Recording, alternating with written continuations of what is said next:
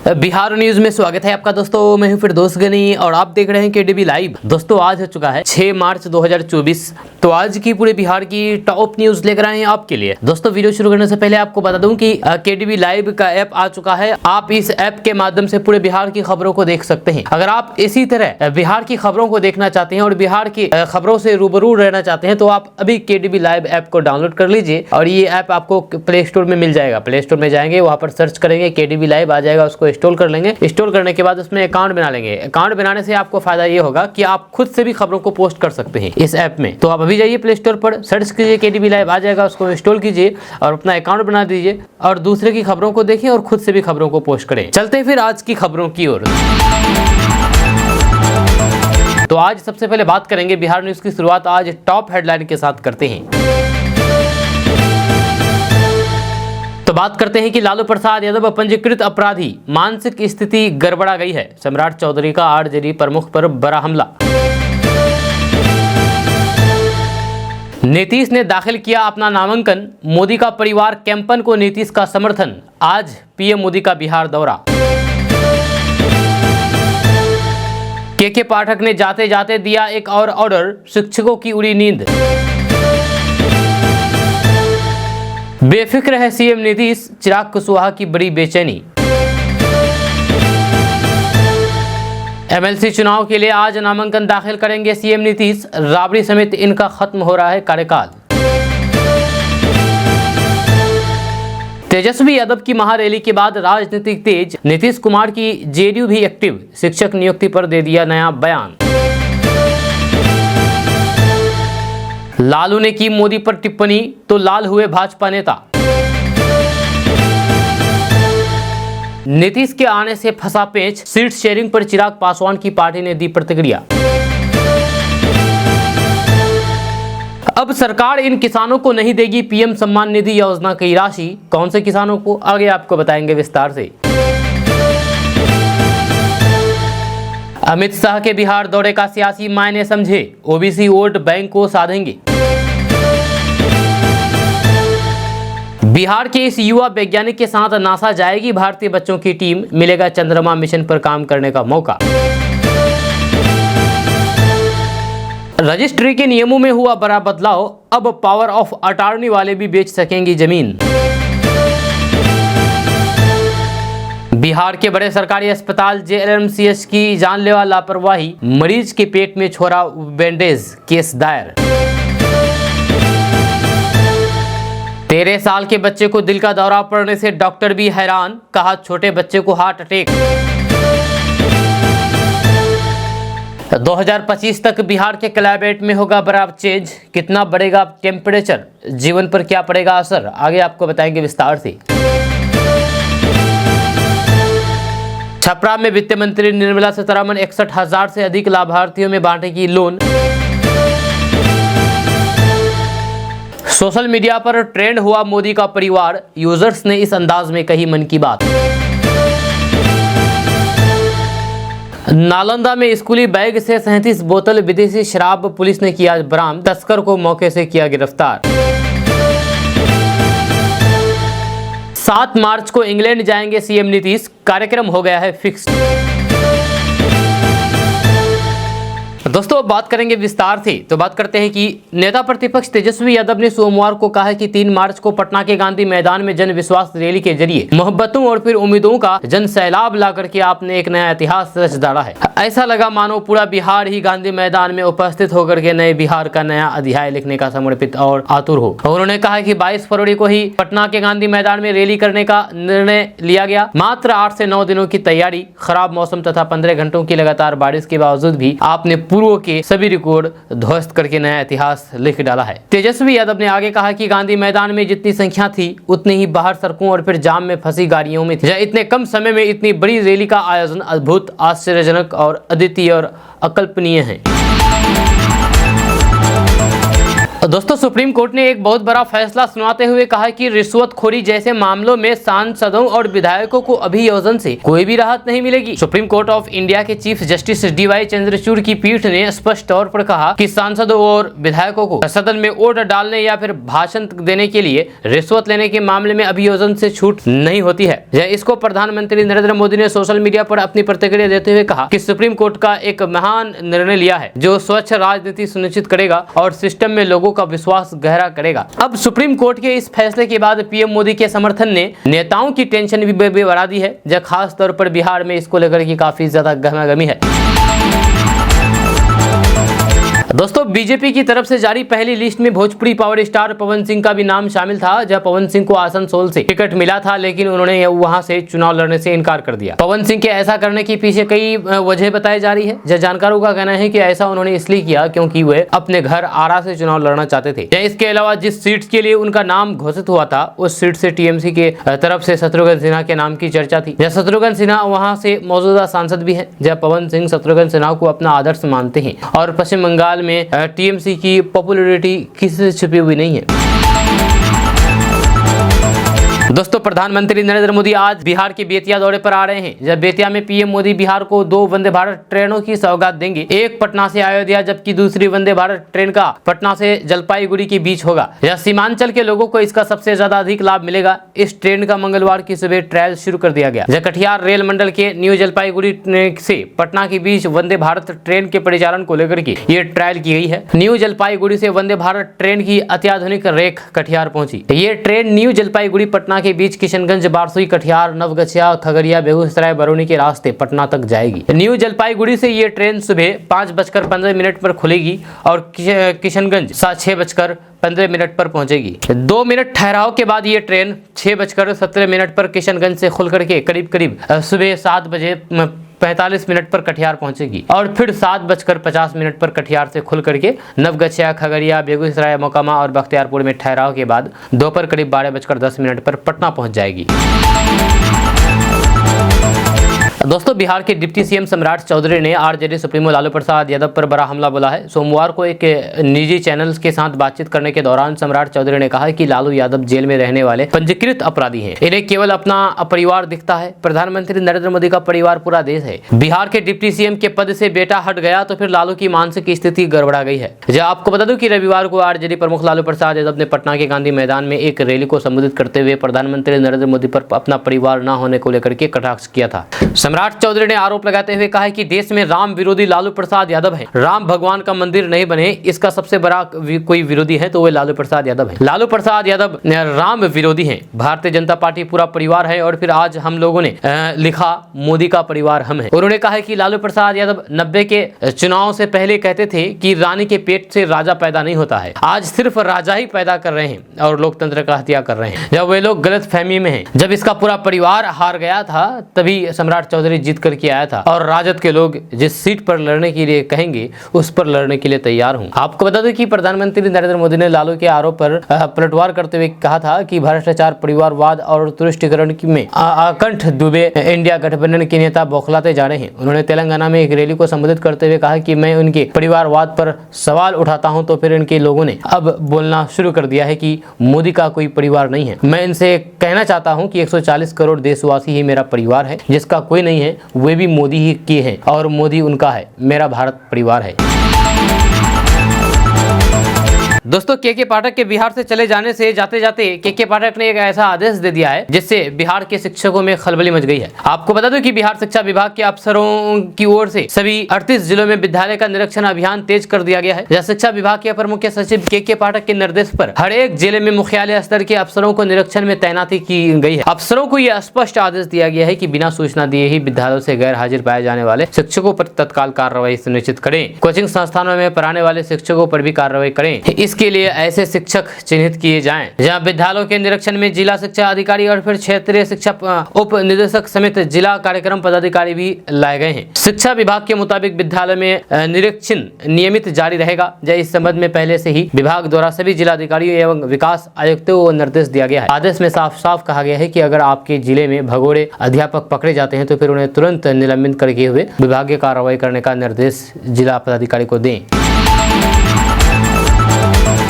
दोस्तों तेजस्वी यादव की महारैली के बाद राजनीति तेज है, जहां नीतीश कुमार की जेडीयू भी एक्टिव है, जहां शिक्षक नियुक्ति पर जेडीयू ने बड़ा बयान दिया है। आपको बता दूं कि जदयू प्रदेश अध्यक्ष उमेश कुशवाहा सिंह ने सोमवार को कहा है कि शिक्षक नियुक्ति में राजद का कोई भूमिका है ही नहीं। राजद नेता और तत्कालीन शिक्षा मंत्री चंद्रशेखर ने जब शिक्षा विभाग में जाना बंद कर दिया था, तब शिक्षक नियुक्ति की प्रक्रिया शुरू हुई थी। जदयू प्रदेश अध्यक्ष ने कहा कि शिक्षक नियुक्ति के नाम पर तेजस्वी यादव झूठ बोलकर के बिहार की जनता को गुमराह करने की कोशिश कर रहे हैं। ये भी सभी जानते हैं कि जदयू नेता विजय कुमार चौधरी जब शिक्षा मंत्री थे, तब उन्होंने शिक्षक नियुक्ति को स्वीकृति दी थी। तेजस्वी यादव की स्थिति यह है कि वे नीतीश कुमार के नेतृत्व में हुए विकास कार्यों के सहारे ही अपनी राजनीति चला रहे हैं, जब पर उनकी इस कोशिश का कोई भी सफलता नहीं निकलने वाला है। उमेश कुशवाहा ने कहा कि नौकरी के बदले गरीबों की जमीन हड़पने वालों की असलियत जनता जानना चाहती है। जब बार बार झूठ बोलने से सच नहीं बदल जाता।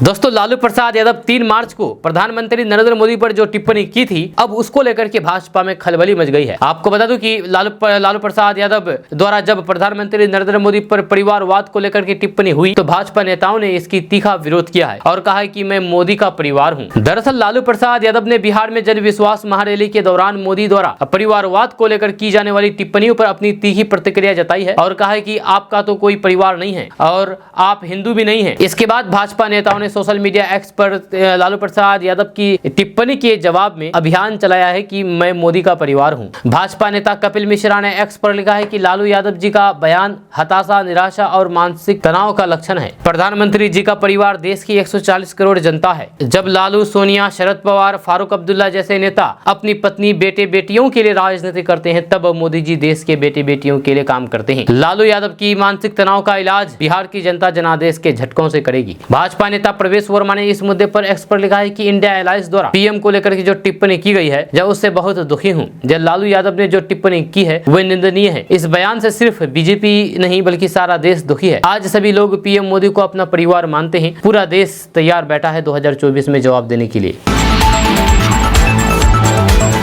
दोस्तों नीतीश के एनडीए में चले जाने से, यानी कि नीतीश के भाजपा में चले जाने से अब एनडीए में सीट बंटवारे का मामला पेच फंसता हुआ नजर आ रहा है। आपको बता दें कि लोकसभा चुनाव से पहले ही बिहार में सीट शेयरिंग को लेकर के बात तेज हो गई है। बिहार में बीजेपी के सहयोगी दल की अब इस पर प्रतिक्रिया सामने आने लगी है। बीजेपी की पहली लिस्ट में बिहार से कोई नाम नहीं था।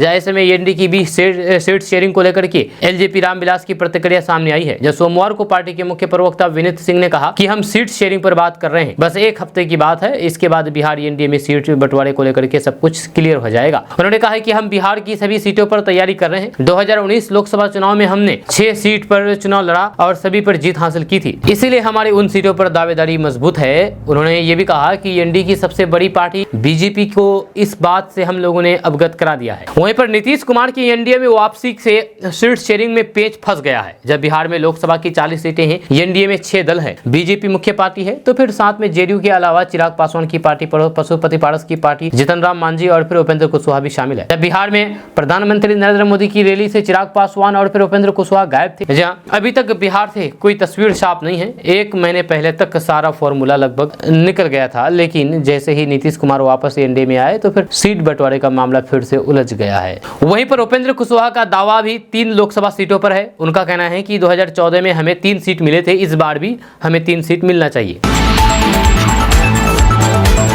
अगर आप भी पीएम किसान सम्मान निधि योजना का लाभ उठा रहे हैं तो आपके लिए बड़ी खबर है। बड़ी खबर यह है कि अब कई ऐसे किसान हैं जिनको पीएम किसान सम्मान निधि योजना का लाभ नहीं मिलेगा। जहां ये कहना मेरा नहीं है, ये कहना सरकार का है। जहां कहीं आप भी तो उन किसानों में से एक नहीं है जिनको पीएम किसान योजना का लाभ नहीं मिलेगा, जो पहले मिलता था लेकिन अब नहीं मिलेगा। इसका कारण क्या है हम आपको भी बताएंगे। आपको बता दूं कि प्रधानमंत्री किसान सम्मान निधि योजना की 5 साल पूरे हो गए हैं। केंद्र की मोदी सरकार ने 2 फरवरी 2019 को पीएम किसान सम्मान निधि योजना की शुरुआत की थी। तब से आज तक पीएम किसान सम्मान निधि योजना चल रही है और जो किसान इसके लिए अप्लाई किए हैं उन किसानों के खाते में 2-2 हजार रुपए 4 महीने पर दिए जाते हैं। लेकिन अब जो खबर सामने आई है इससे किसानों को बड़ा धक्का लग सकता है, क्योंकि सरकार ने अब फर्जीवाड़े करने वाले किसानों के ऊपर सख्ती बरतनी शुरू कर दी है और उनका पीएम किसान सम्मान निधि योजना अब बंद कर दिया जाएगा आज से। अभी हम आपको बताएंगे कि आखिर कौन किसान है जिनको पीएम किसान सम्मान निधि योजना की राशि नहीं मिलेगी। आपको बता दूं कि जिनके पास खुद की खेती योग्य जमीन नहीं है, तो बात करते हैं कि जिनके पास खुद की खेती की योग्य जमीन नहीं है,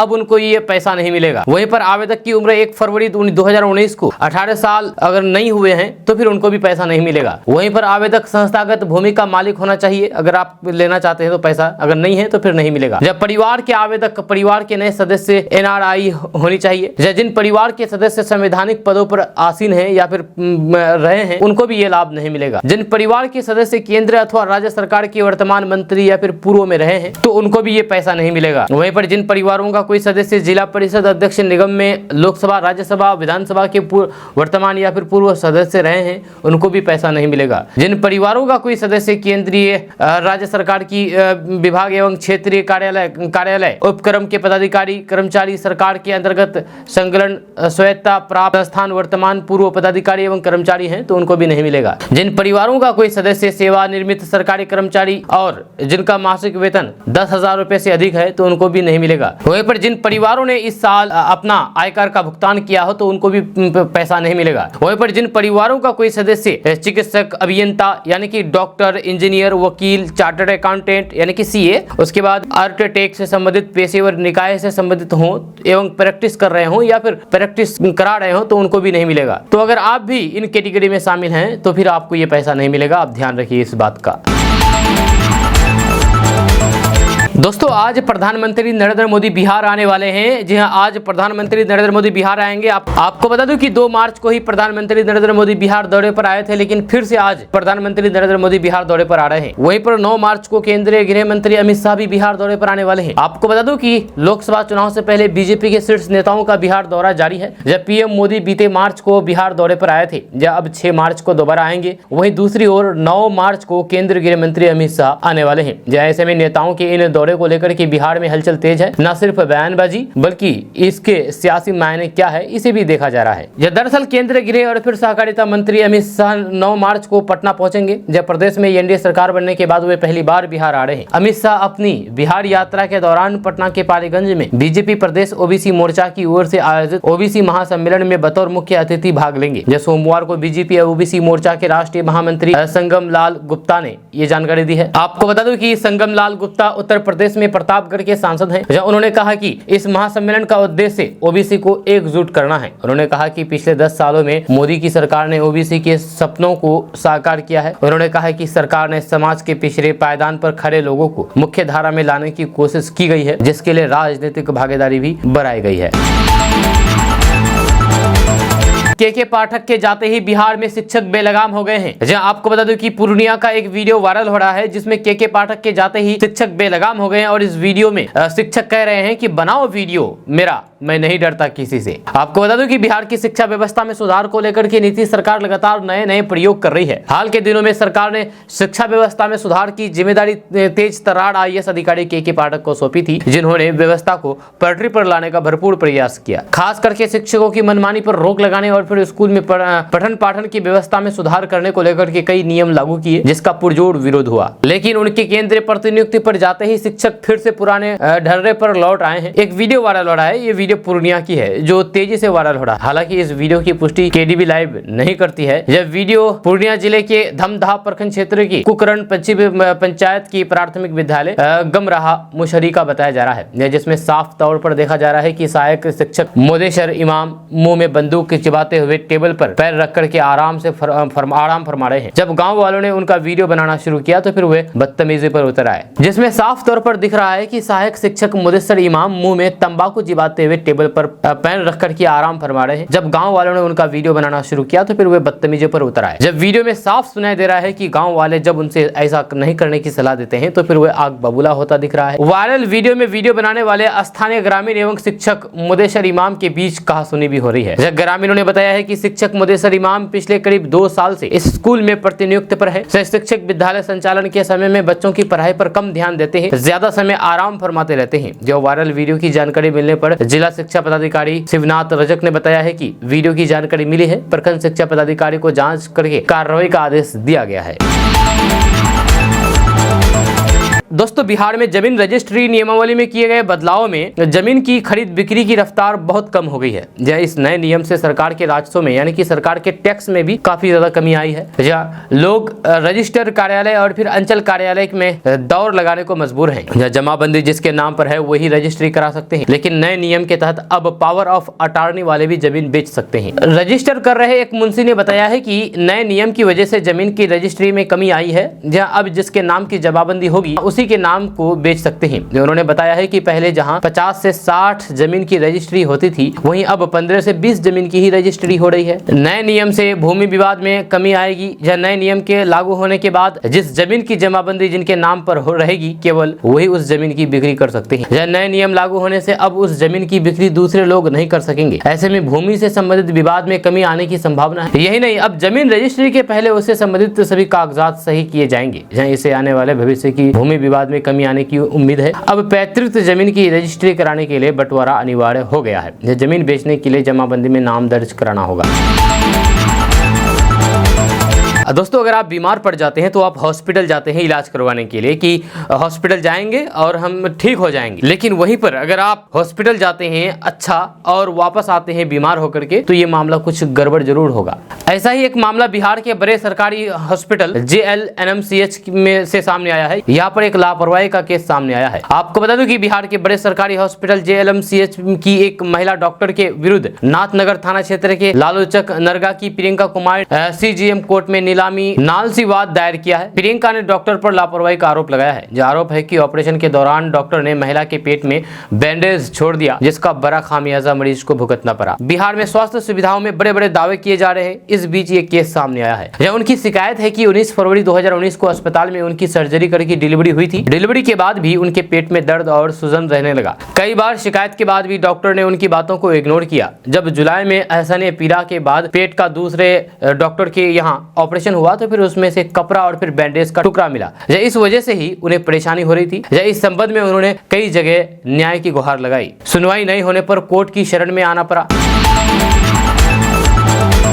अब हार्ट अटैक के केस सिर्फ बड़ों में ही नहीं रह गया है, बल्कि अब छोटे छोटे बच्चों में भी हार्ट अटैक के केस हो रहे हैं। हार्ट अटैक हो रहे हैं। यहाँ तक कि 13 साल के बच्चे को भी हार्ट अटैक आया। आप सुनकर के हैरान रह गए होंगे कि आखिर 13 साल के बच्चे के अंदर हार्ट अटैक कैसे आ सकता है। सिर्फ आप ही नहीं बल्कि डॉक्टर भी हैरान है कि आखिर 13 साल के बच्चे में हार्ट अटैक कैसे हो सकते हैं। ये तो बड़ा ही अजीब मामला है। आपको बता दूं कि हार्ट अटैक की शिकायत अमूमन बड़े बुजुर्गों में देखने को मिलती है। कम उम्र के बच्चे को दिल की बीमारी ना के बराबर होती है, लेकिन 13 साल के बच्चे को दिल का दौरा पड़ने का मामला सामने आने पर डॉक्टर भी हैरान है, परेशान है।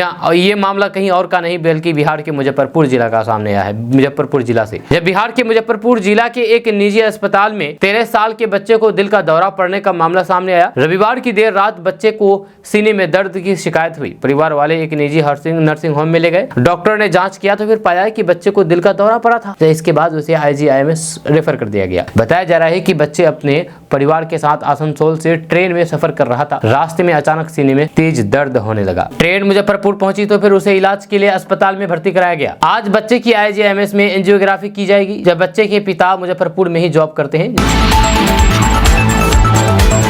लालू प्रसाद यादव मटन मीट खाने वाले राम विरोधी है और राम मंदिर विरोधी है। ये कहना मेरा नहीं है बल्कि ये कहना है बीजेपी नेता सुशील कुमार मोदी का। आपको बता दूं कि बिहार के पूर्व डिप्टी CM सुशील कुमार मोदी ने कहा है कि प्रधानमंत्री नरेंद्र मोदी अयोध्या से लेकर के संयुक्त राष्ट्र अमीरात तक मंदिरों की स्थापना कराने वाले, संतों का सम्मान करने वाले और फिर सैनिकों के साथ दीपावली मनाने वाले हिंदू है, जबकि लालू प्रसाद यादव सावन में मटन मीट खाने वाले और राम मंदिर का बहिष्कार करने वाले हिंदू है। सोमवार को जारी बयान में सुशील कुमार मोदी ने कहा है कि लालू प्रसाद यादव उनको मटन खिलाते हैं जिनकी पार्टी ने भगवा दहशतगर्द का फर्जी नैरेटिव गढ़ा और दहशतगर्दियों की मौत पर आंसू बहाए। लालू प्रसाद यादव को मंदिर आंदोलन में बाधक बनने और बिहार में आडवाणी जी की रथ यात्रा रोकने जैसी हिंदू विरोधी राजनीति के लिए राम भक्तों के से क्षमा मांगनी चाहिए। उन्होंने कहा है कि लालू प्रसाद यादव की पार्टी ने ऐसे हिंदू को शिक्षा मंत्री बनाया है जिसने रामचरितमानस की निंदा की। उनकी पार्टी ने किसी दूसरे धर्म ग्रंथ या फिर धार्मिक प्रतीकों पर कभी टिप्पणी नहीं की, जबकि तिलक लगाने वाले हिंदुओं को ढोंगी और फिर देशद्रोह तक कह करके अपमानित किया है। राजद की की राजनीति में हिंदू होना सांप्रदायिक है, जहाँ उनके लिए भारत के लोग गुजराती, बंगाली, तमिल, अगरा पिछड़ा, दलित, उत्तर भारतीय, दक्षिण भारतीय, पंजाबी या फिर कश्मीरी तो हो सकते हैं, लेकिन हिंदू कोई नहीं।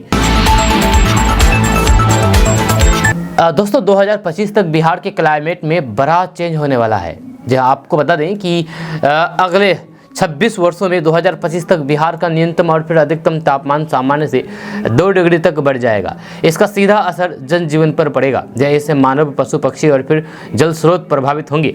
इसीलिए बिहार में ऊर्जा के वैकल्पिक स्रोत और फिर हरियाली बनाने पर विशेष ध्यान देना होगा। ज्ञान भवन में जलवायु परिवर्तन पर आयोजित सेमिनार में वर्ल्ड रिसोर्सेज इंस्टीट्यूट की कार्यकारिणी निदेशक उल्का केलर ने ये बातें कही है। उन्होंने कहा है कि WRI ने बिहार के संदर्भ में जब अध्ययन किया यानी कि रिसर्च किया तो फिर पता चला है कि यहाँ सोलर ऊर्जा को बढ़ावा देने के लिए जमीन की कमी है। यही दिक्कत पौधरोपण में भी आ रही है, इसलिए सरकार को इस पर विशेष ध्यान देना होगा। यदि सौर ऊर्जा को बढ़ावा नहीं दिया गया तो फिर आने वाले दिनों में बिहार को अन्य प्रदेशों से सौर ऊर्जा खरीदनी पड़ेगी।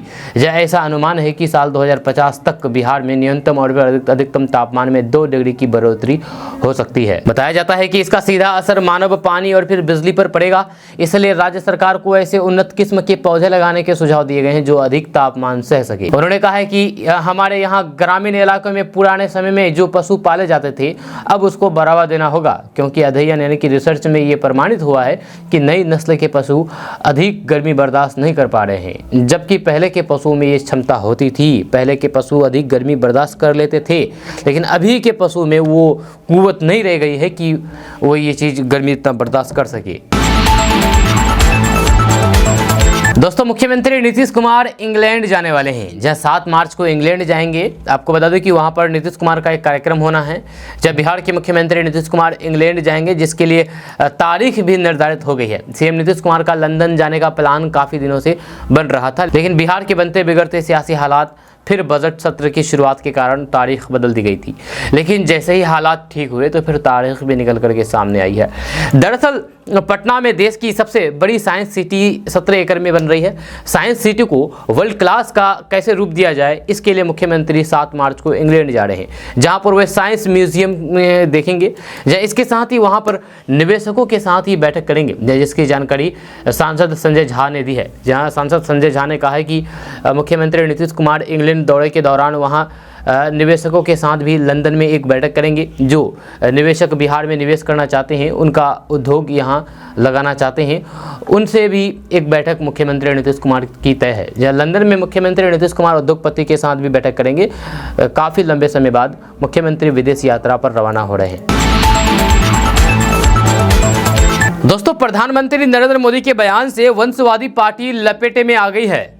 आपको बता दें कि प्रधानमंत्री नरेंद्र मोदी पर जब आरजेडी सुप्रीमो लालू प्रसाद यादव ने परिवार को लेकर के निशाना साधा, तो पीएम के विरोधियों ने इसकी कल्पना भी नहीं की होगी कि वे किस तरह खुद सियासत में परिवारवाद को लेकर के लपेटे में आ जाएंगे।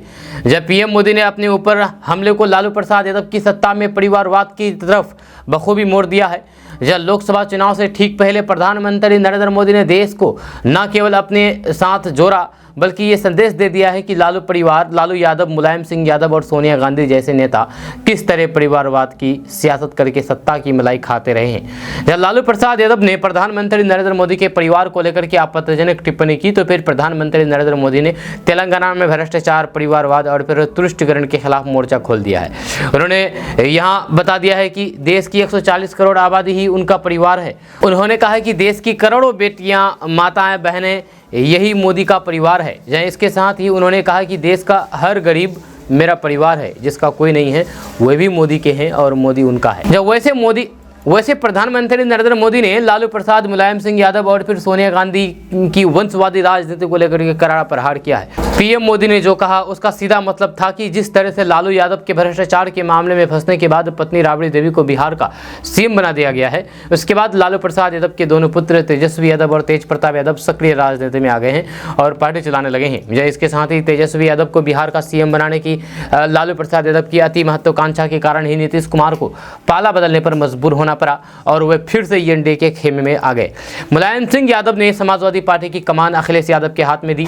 जब कांग्रेस में भी सोनिया गांधी के साथ ही राहुल गांधी और फिर प्रियंका गांधी वाड्रा का कद कैसा है ये किसी से छुपा हुआ नहीं है। प्रधानमंत्री नरेंद्र मोदी ने इसके पहले संसद भवन में भी परिवारवाद को लेकर के कांग्रेस पार्टी को जम करके घेरा था और फिर अपनी पार्टी भाजपा के बीच का अंतर बताया था। उन्होंने कहा था कि किसी परिवार में एक से अधिक व्यक्ति अपने बल पर और फिर जनता के सहयोग से राजनीतिक क्षेत्र में प्रगति करते हैं, उसे हम वंशवाद की राजनीति नहीं कहते। हमारे लिए परिवारवाद की राजनीति का मतलब है एक पार्टी एक परिवार के द्वारा चलाई जाए, जहां पार्टी एक परिवार के सदस्य को प्राथमिकता दें और परिवार के सदस्य ही पार्टी के सभी महत्वपूर्ण निर्णय लें। दोस्तों, मुख्यमंत्री नीतीश कुमार ने 100 करोड़ की लागत से 8 भवनों का उद्घाटन किया है। आपको बता दें कि नीतीश कुमार ने पटना से भवन निर्माण विभाग एवं बिहार राज्य भवन निर्माण निगम की ओर से किया गया योजनाओं का उद्घाटन और शिलान्यास किया है। मुख्यमंत्री ने जिले के 100 करोड़ की लागत से निर्मित 8 भवनों का शुभारंभ और फिर 8 करोड़ की लागत वाली 2 भवनों का शिलान्यास किया है, जिसमें 39 करोड़ की लागत से निर्मित अभियंत्रण महाविद्यालय में प्रशासनिक एवं शैक्षणिक भवन, 32 करोड़ 50 लाख रुपए की लागत से मोतिहारी अभियंत्रण महाविद्यालय में 300 क्षमता का बालक और फिर 200 क्षमता का बालिका छात्रावास का निर्माण कार्य, 16 करोड़ की लागत से शिखर नामे औद्योगिक प्रशिक्षण संस्थान का निर्माण कार्य, 86 लाख की लागत से समाहरणालय परिसर में 200 क्षमता वाले मीटिंग हॉल का निर्माण कार्य किया गया है। दोस्तों, आपको कैसा लगेगा जब आपके खेत में कोई जहाज पड़ा हुआ रहेगा, जब कोई एयरक्राफ्ट आपके खेत में पड़ा हुआ रहेगा? ऐसा ही मामला सामने आया है बिहार के बेगूसराय में। यहाँ पर सेना के एयरक्राफ्ट का इंजन फेल हो गया, उसके बाद क्या था, फिर खेत में गिर गया। हालांकि दोनों पायलट को वहां के लोगों ने किसी तरीके से बचा लिया है। गया में मंगलवार की सुबह सेना का माइक्रो लाइट एयरक्राफ्ट क्रैश होकर के गेहूं के खेत में गिर गया। एयरक्राफ्ट में बैठे दोनों पायलट को गाँव वालों ने बाहर निकाला। दोनों पायलट सुरक्षित हैं। यह बताया जा रहा है कि इंजन में खराबी की वजह से ये हादसा हुआ है। हादसा बोधगया थाना क्षेत्र के बगदाह गांव के कंचनपुर में हुआ है। मंगलवार को गया ओटीए रूटीन ट्रेनिंग के दौरान एयरक्राफ्ट उड़ा था, लेकिन अचानक एयरक्राफ्ट में तकनीकी खराबी आ गई और फिर वह अनियंत्रित होकर के गेहूं के खेत में जा गिरा। इस घटना के बाद ग्रामीणों में अफरा तफरी मच गई। लोगों की भारी भीड़ घटनास्थल पर जमा हो गई। ग्रामीणों ने दोनों पायलटों को एयरक्राफ्ट से बाहर निकाला। दोस्तों, खबर पूर्णिया से सामने आई है। पूर्णिया में एक शातिर पुलिस कस्टडी से भाग निकला। पुलिस वाले ऑटो चोरी के एक मामले में युवक को अरेस्ट करके उसका मेडिकल कराने के लिए जीएमसीएच में पहुंचे थे, जीएमसीएच हॉस्पिटल पूर्णिया। वहीं पर शौचालय की बात कहने पर पुलिस वाले युवक को शौचालय ले गए। जब पुलिस ने जैसे ही शातिर की हथकड़ी खोली तो फिर वे पुलिस को चकमा देकर के मौके से ही गायब हो गया। हालांकि शातिर कामयाब होता उससे पहले ही केहार थाना से आए पुलिस वालों ने उसे धर दबोचा। केहार थाना की पुलिस ने युवक को पकड़ करके ड्यूटी लगे पुलिस वालों को सौंपा, तब जाकर के युवक की कस्टडी में लगे पुलिस वालों ने राहत की सांस ली। वहीं पर युवक को अपने गिरफ्त में लेते हुए पुलिस उसे अपने साथ ले गई है। खबर पूर्णिया से सामने आई है। पूर्णिया शहरी क्षेत्र में रसोई गैस की पाइप बिछाने के नाम पर सड़क किनारे गड्ढा खोदकर के बीएसएनएल केबल की चोरी करने वाले 24 चोर को पुलिस ने गिरफ्तार किया है। मामले को लेकर के बीएसएनएल विभाग के अधिकारियों ने केहार थाना में लिखित शिकायत दी थी। जब पुलिस ने इन चोरों के पास चोरी के बीएसएनएल केबल भी बरामद किए हैं। पकड़े गए सभी चोर अररिया जिले के रहने वाले हैं। जब मामला केहार थाना क्षेत्र से जुड़ा हुआ है। बीएसएनएल के अधिकारी वीके सहनी ने बताया है कि पिछले 6 माह से गैस पाइप बिछाने के नाम पर शहर में जगह जगह गड्ढा खोद करके केबल चोरी का काम किया जा रहा था। इस संबंध में केहार थाना में लिखित शिकायत दी गई थी। जब बीते 28 अक्टूबर को आरएन शाह चौक और फिर टैक्सी स्टैंड के बीच जगह जगह गड्ढा खोद करके बड़ी मात्रा में बीएसएनएल विभाग के केबल के गुच्छे की चोरी कर ली गई थी। इसके बाद दूसरी घटना 9 जनवरी को सामने आई थी, जहां जेल चौक और फिर गिरजा चौक के बीच केबल के गुच्छे की चोरी की घटना सामने आई थी। इसको लेकर के केहार थाना में लिखित शिकायत की गई थी। दोस्तों, किशनगंज वासियों के लिए बड़ी खुशखबरी है कि वंदे भारत एक्सप्रेस ट्रेन का किशनगंज में भी ठहराव होगा। आपको बता दूं कि मार्च से यानी कि इसी महीने न्यू जलपाईगुड़ी से पटना तक ये चलने की संभावना है। वंदे भारत एक्सप्रेस ट्रेन की 51वीं नई कोच न्यू जलपाईगुड़ी सोमवार को पहुंच गई। अपर मंडल रेल प्रबंधक चौधरी विजय कुमार ने बताया है कि इन सभी कोच का निर्माण आईएसएफ चेन्नई के द्वारा किया गया है। बताया जा रहा है कि हो सकता है कि मार्च से न्यू जलपाईगुड़ी से पटना के लिए वंदे भारत एक्सप्रेस ट्रेन का परिचालन शुरू किया जाएगा, जो किशनगंज, कटिहार, नवगछिया, बेगूसराय होते हुए पटना तक चलेगी। जहां आपको बता दें कि बिहार को वंदे भारत एक्सप्रेस ट्रेन की सौगात मिलने से किशनगंज सहित बिहार वासी के बीच हर्षोल्लास का माहौल है। जब पटना से न्यू जलपाईगुड़ी के बीच वंदे भारत एक्सप्रेस ट्रेन दौड़ेगी, सीमांचल क्षेत्र के लोगों को इसका ज्यादा फायदा होगा। कटिहार और किशनगंज में भी इस वंदे भारत ट्रेन का ठहराव होगा। रेलवे ने इसके लिए टाइम टेबल जारी कर दिया है। मिल रही जानकारी के मुताबिक NJP Patna Vande Bharat express train को सप्ताह में 6 दिन चलाया जाएगा और फिर इस ट्रेन से काफी लोगों को लाभ मिलेगा। दोस्तों, किशनगंज जिले का एकमात्र नेहरू शांति बौद्ध पार्क का जीर्णोद्धार होने वाला है। आपको बता दूं कि इसको लेकर के अभाविप ने डीएम को ज्ञापन भी सौंपा गया है। किशनगंज अखिल भारतीय विद्यार्थी परिषद यानी कि अभाविप ने बुद्धा नेहरू शांति पार्क के उत्थान के लिए जिला पदाधिकारी को ज्ञापन सौंपा है। जो सोमवार को जिला संयोजक दीपक चौहान ने ज्ञापन में बताया है कि जिले में एकमात्र पार्क है, लेकिन पार्क के सिर्फ नाम मात्र है, जिसमें बुनियादी सुविधाओं का अभाव है। साथ ही पार्क का क्षेत्रफल पहले से कम कर दिया गया है तथा पार्क में केवल झूला और फिर फ्लॉप उपलब्ध है, जब वो भी नाम मात्र के। इन्हीं कारण पार्क मनोरंजन का नहीं बल्कि एक अन्य गलत गतिविधियों का अड्डा बनता जा रहा है। जब मांग करते हुए कहा है कि बुद्धा नेहरू शांति पार्क को साइंस सिटी के रूप में विकसित किया जाए। जहां वहीं जिला सह संयोजक सोनू कुमार ने बताया है कि शहर के बच्चों के लिए मनोरंजन का कोई भी साधन न होना बड़ी ही दुर्भाग्यपूर्ण की बात है। वहीं प्रदेश कार्यकारिणी परिषद सदस्य मृत्युंजय शाह ने बताया है कि जिले के अभिभावक परीक्षा या फिर कोई भी अन्य गतिविधियां शैक्षणिक गतिविधियों के बाद बच्चों के लिए कोई भी मनोरंजन का स्रोत होना अति आवश्यक है। जिले में एक खूबसूरत और फिर आधुनिक पार्क का होना अति आवश्यक है, जिसमें विभिन्न सामग्रियों के साथ साथ डिजिटल शो, ज्ञानवर्धक और फिर बच्चों को उत्साहित करने वाले आकर्षित उपकरण लगाए जाए। खबर किशनगंज से सामने आई है। किशनगंज प्रीमियर लीग यानी कि केपीएल सीजन 2 के ग्रुप बी के दूसरे मुकाबले में पिछले सीजन की उप विजेता रही टीम पैंथर ने मारुति नंदन लायंस को 4 विकेट से हरा दिया। इससे पहले किशनगंज पैंथर्स ने टॉस जीत करके मारुति नंदन लायंस को क्षेत्र रणक्षेत्र का न्योता दिया। समाज सेवी और पूजा समिति में किशनगंज की एकमात्र महिला अध्यक्ष सुष्मिता दे ने टॉस करवाया। जब पहले टॉस जीत करके बैटिंग करने वाली टीम पैंथर्स ने अपने पहले ही ओवर में 0 पर पहला विकेट खो दिया। राज 75 रन और पंचम कुमार ने 53 रनों की साझेदारी खड़ी कर दी और इसका बड़ा स्कोर खड़ा कर दिया। आखिर में ये टीम जीत हासिल कर ली। दोस्तों, आज का न्यूज़ बस है, तो कैसा लगा आपको नीचे कमेंट बॉक्स में कमेंट करके जरूर बताइएगा। अगर आप हमारे चैनल पर नए आए तो फिर चैनल को सब्सक्राइब करके बेल आइकन को प्रेस कर दीजिए और साथ ही वीडियो को लाइक कर दीजिए, अपने दोस्तों के साथ शेयर भी कीजिए। तो चलिए मिलते हैं नेक्स्ट वीडियो के साथ, तब तक के लिए जय हिंद, जय बिहार।